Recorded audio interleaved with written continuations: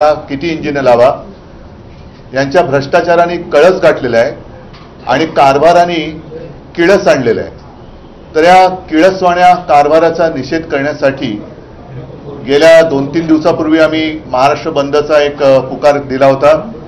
पण आपल्याला सर्वांना कल्पना आहे की कोर्टाच्या माध्यमातून त्याच्यावरती सुद्धा बंदी आणली गेली।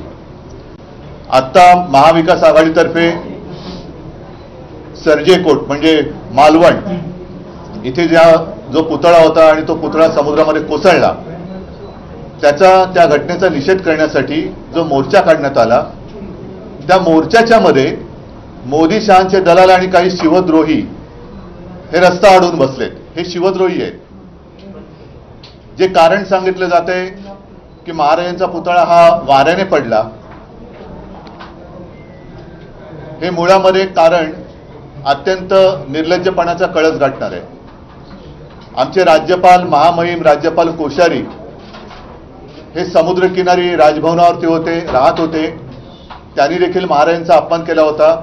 पण माझ्या तरी वाचनात कधीतरी जोरदार वाऱ्याने राज्यपाल महोदयांची टोपी उडाली असं सुद्धा कुठे वाचण्यात आलेलं नाहीये। हा पुतळा पडला कसा?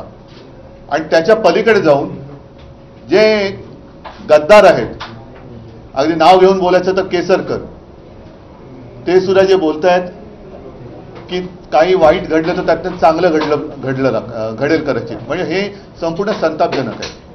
आणि म्हणून आम्ही असं ठरवलंय की येत्या रविवारी म्हणजे 1 तारखेला दुपारी 11च्या सुमारास हुतात्मा स्मारकाला वंदन करून तिथून आम्ही सगळेजण गेटवे ऑफ इंडियाला जो छत्रपती शिवाजी महाराजांचा पुतळा उभारलेला आहे, आता तो पुतळा उभारून सुद्धा किती वर्ष झाली तरी सुद्धा तो पुतळा मजबूतीने उभा आहे।